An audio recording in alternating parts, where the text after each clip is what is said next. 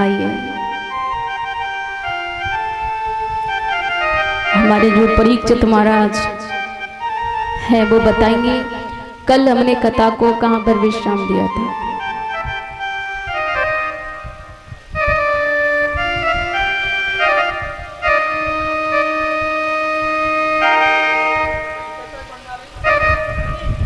कल है ही ना परिचित जी यहाँ।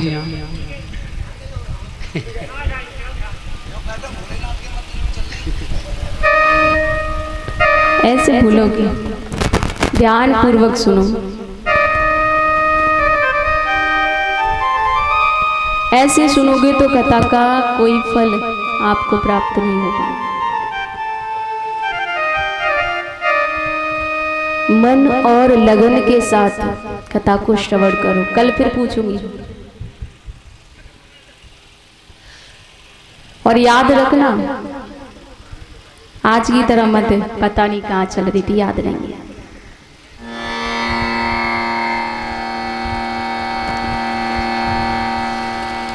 कल हम आपको महात्म्य की कथा सुना रहे थे, धुंधकारी वाली। भैया क्या हो रहा है? बोली वृंदावन बिहारी लाल की।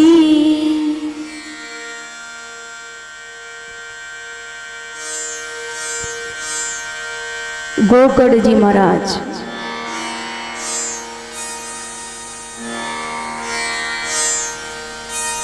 कल आपको हम कथा सुना रहे थे धुंधकारी वाली, से आगे बढ़ाते हैं।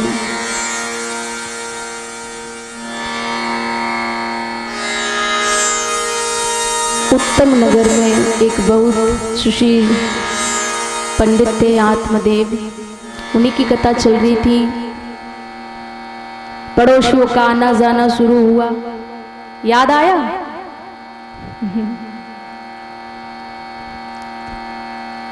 तो कहने लगे कि आपके घर में कोई पुत्र नहीं है, इसलिए देवता आपके जो पितर है वो आपसे रूठे हुए हैं। ये सुन के पंडित जी बड़े दुखी हुए। मन में भाव आया कि अब कुछ भी हो जाए पुत्र तो होना चाहिए, और वो सब कुछ छोड़ के जंगल को चले गए। जंगल में एक वृक्ष के नीचे बैठे हैं, बड़े उदास मन से। तभी वहां पर एक संत का आगमन हुआ। एक संत ने पंडित को बैठा हुआ देखा तो उनके पास पहुंचे और बोले, कथम रोधिषि विप्रम त्वं काते चिंतावलीयसि वदेतं सत्वरं अयं स्वशं दुःखस्य कारणम्। जाके बोले, अरे पंडित जी, दिखने में आप बड़े विद्वान मालूम पड़ रहे हैं, कोई कर्म कांड पंडित मालूम होते हो, फिर आप इतने दुखी क्यों हो, इतने चिंतित क्यों हो, बात क्या है?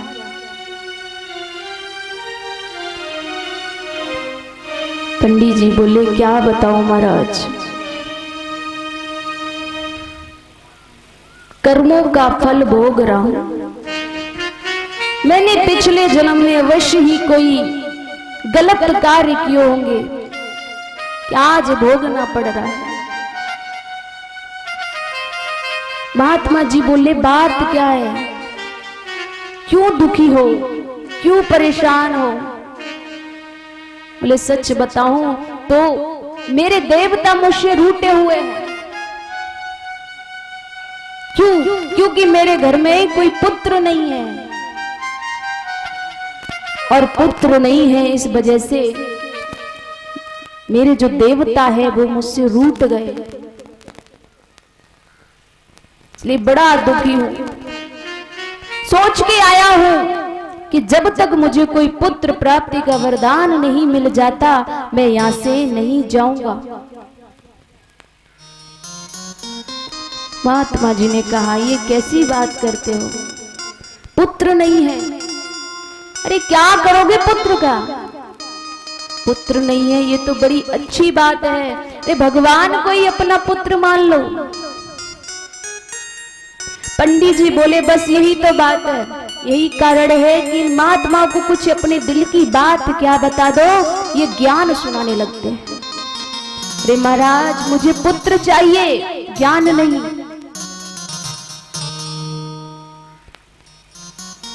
पंडित जी ने कहा, महाराज मैं बड़ा दुखी हूं क्योंकि मुझे पुत्र चाहिए, और जब तक मुझे पुत्र नहीं मिल जाता, ऐसा कोई वरदान नहीं मिल जाता जिससे पुत्र हो जाए, तब तक मैं यहां से नहीं जाऊंगा। महात्मा जी ने बहुत समझाया, क्या करोगे पुत्र का?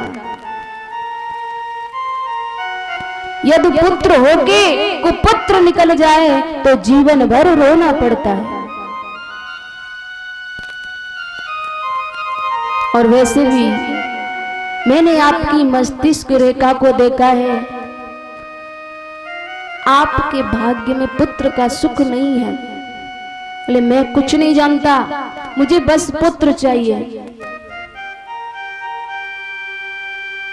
चाहे कुछ भी हो जाए। महात्मा जी ने बहुत सुंदर बहुत उपदेश दिए, लेकिन पंडित जी की समझ में कुछ नहीं आया। बोला, महाराज मुझे पुत्र चाहिए, और जब तक पुत्र का वरदान नहीं मिल जाता, चाहे मैं मर ही क्यों ना जाऊं, पर घर वापस नहीं जाऊंगा। तब महात्मा जी ने उन्हें एक फल दिया और फल देके कहा, ये लो, इसे अपने घर ले जाओ, अपनी पत्नी को खिला देना, और इसे खाने से तुम्हारी पत्नी के एक सुंदर सा पुत्र होगा, सुशील सा पुत्र होगा। आत्मदेव जी वो फल लेके अपने घर आते हैं, और घर आके वो फल अपनी पत्नी को दिया। पत्नी ने देखा कि ये क्या, मैं इस फल को खा के क्या करूंगी, अगर मैंने ये फल खा लिया तो मैं गर्भवती हो जाऊंगी, और मुझे ये सब नहीं करना है। तो वो धुंधली देवी अपनी सखी के पास गई और अपनी सखी से जाके बोली, सुनो, तुम्हारे घर में 6 पुत्र हैं और 7वां गर्भ में है, गरीब सहेली, तुम्हारे घर खाने पीने लायक कुछ है नहीं, और इतने पुत्र हैं, क्या करोगी? मेरे पति ने मुझे ये फल दिया है, अगर मैं इसे खा लूंगी तो गर्भवती हो जाऊंगी, और गर्भवती हो गई तो बड़े कष्ट बड़ी पीड़ा सहन करनी पड़ेगी, जो मुझसे नहीं होती, लालन पालन मुझसे नहीं होता। तुम एक काम करो, तुम्हारे जो गर्भ में पुत्र है उसे मुझे दे देना, और इसके बदले में तुम्हें काफी धन दूंगी। सहेली मान जाती है, उसने कहा ठीक है तुम ले लेना। तब तक वो अपने पति के सामने ऐसे ड्रामा करती है, और ये देखने के लिए कि फल से पुत्र होते हैं या नहीं, उस फल को गाय को खिला देती है। गाय ने वो फल खाया, वो भी गर्भवती हो गई। कुछ समय बाद धुंधली अपनी सहेली का पुत्र लेके आती है और उसे अपना बना लेती है। गाय के भी एक सुंदर सा पुत्र होता है, बालक, जो बिल्कुल मनुष्य जैसा है, बस उसके कान हैं जो अपनी माता पे गए हैं। आज आत्मदेव जी बड़े प्रसन्न हुए। उन्होंने जो गाय का पुत्र था उसका नाम गोकर्ण रख दिया। उसके बाद अपने पुत्र का नाम रखते हैं। सोचते हैं कि मेरा नाम आत्मदेव है तो अपने पुत्र का नाम रखूंगा परमात्मा देव। तभी उनकी पत्नी बोली, ऐसे कैसे रख दोगे? अरे जन्म मैंने दिया है तो नाम भी मैं ही रखूंगी, आप नहीं। पुत्र मेरा है, जन्म मैंने दिया है, तो आप नाम कैसे रख सकते हो? धुंधली बोली, मेरा नाम है धुंधली तो मैं अपने पुत्र का नाम रखूंगी धुंधकारी, और उसका नाम रख दिया धुंधकारी। महाराज आगे चल के गोकर्ण जी महाराज बहुत अच्छे ज्ञानी बनते हैं, बड़े अच्छे पिता के फुल संस्कार उनको मिलते हैं, और आत्मदेव को ही वो अपने पिता मानते हैं, उनको पिताजी बोलते हैं। बोले वृंदावन बिहारी लाल की। किसी ने कहा है कि जिस घर में इकलौता पुत्र हो उसके बिगड़ने के साधन बहुत हो जाते हैं। या धुंधली का जो पुत्र है धुंधकारी इकलौता है,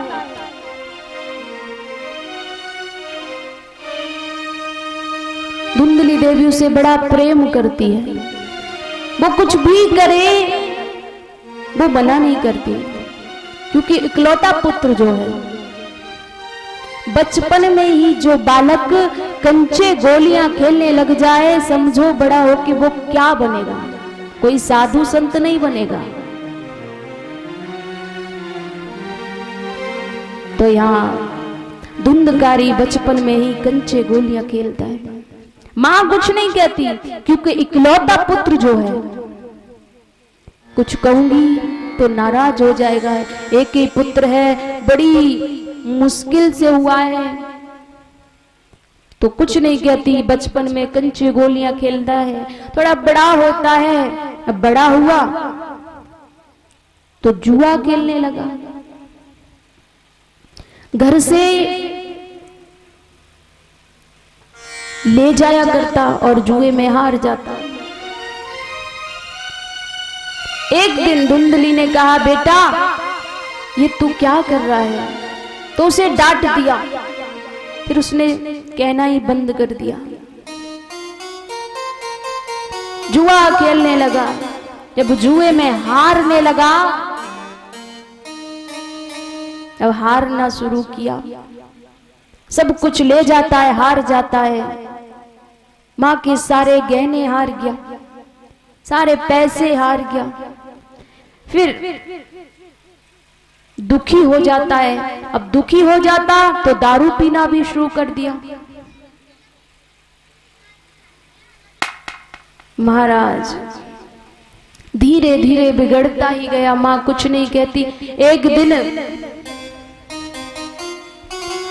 आत्मदेव ने कहा, बेटा ये तूने क्या कर दिया? मेरे स्वर्ग जैसे घर को आज तूने नरक बना दिया है। जगह जगह मांस के टुकड़े, जगह जगह शराब की बोतल, ये क्या है?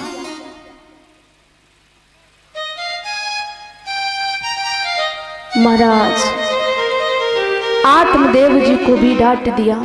अरे आप बुढ़े हो गए हो और बुढ़ापे में सटिया गए हो, कैसी बात करते हो? अरे मैं जवानी में ये सब नहीं करूंगा तो कब करूंगा? बेचारे वो भी शांत हो गए। घर को नरक बना दिया। ये सब धुंधली की वजह से ही हुआ, क्योंकि माता चाहे तो बालक को कुछ भी बना सकती है। मां चाहे तो बालक को साधु संत महात्मा बना सकती है, और माँ चाहे तो अपने बालक को जुआरी, शराबी, कबाबी, पता नहीं क्या क्या बना सकती है।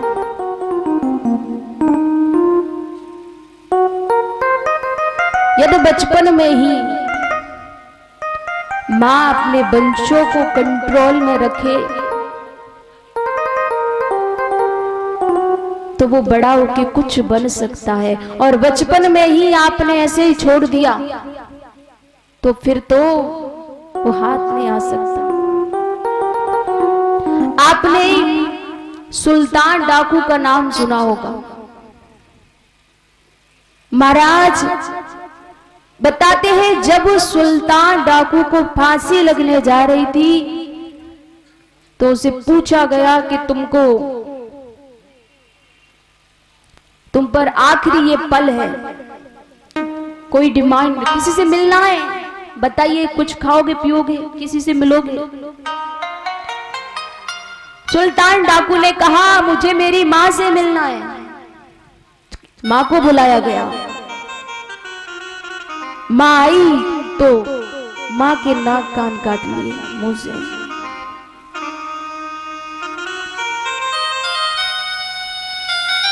वहां पर कहा ये तूने क्या कर दिया? अरे फांसी पर लटकने वाला है फिर भी एक और पाप कर दिया, अपनी मां के ही नाक कान काट दिए। सुल्तान डाकू ने कहा आज मैं जो कुछ भी हूं इस मां की बदौलत ही हूं। यदि बचपन में ये मुझे डांट देती, कहती कि ये सब गलत काम है, जब बचपन में मैं एक पेंसिल लेके आया था उसी समय ये मुझे डांट देती तो आज मैं इतना बड़ा डाकू नहीं बनता और आज मुझे फांसी नहीं लग रही होती। आज मैं जो कुछ हूं इसी की वजह से हूं। तो मां चाहे तो बालक को कुछ भी बना सकती है। आज धुंधकारी पता नहीं कितने गलत गलत कार्य कर रहा है।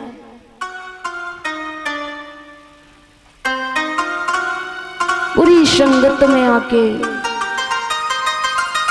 बुरे काम कर रहा है, दारू पीता है, जुआ खेलता है, कोई कुछ नहीं कहता।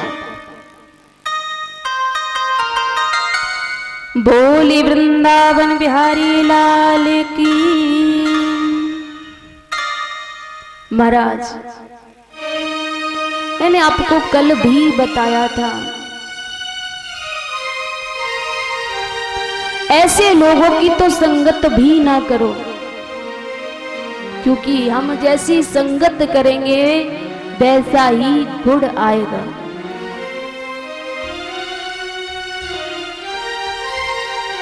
यदि आप शराब की दुकान पे जाके दूध भी पियोगे तो लोग ये नहीं कहेंगे कि ये दूध पी रहा है, ये कहेंगे कि ये शराब ही पी रहा होगा। तो संगत हमेशा अच्छे लोगों की करो।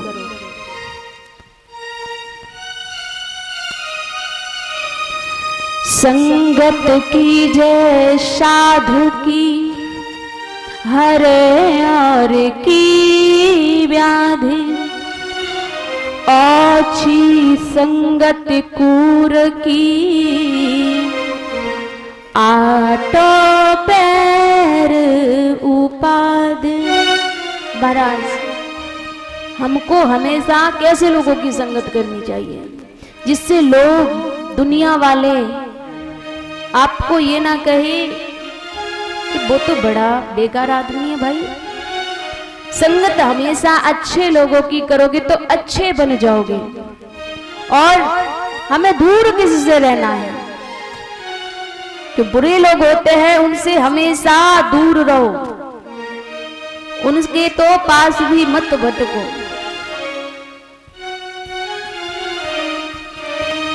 चोरी और चोरी ते शराबी व्यभिचारी ते, चरित्रहीन नारी ते सदा दूर रहियो छु। यार दगाबाज से साधु नशाबाज ते नारी बेलिहाज से बात नाही करियो जो। गुंडन की जमात में झगड़ की बारात में, ओलिन की बरसात में पाँव नाही रखियो जो। रोगी की काया को सपने की माया को, बादल की छाया को विश्वास नहीं करियो जो। तो हमको ऐसे लोगों से दूर रहना है, बच के चलना है। संगत हमेशा अच्छे लोगों की करो, विद्वान लोगों की करो।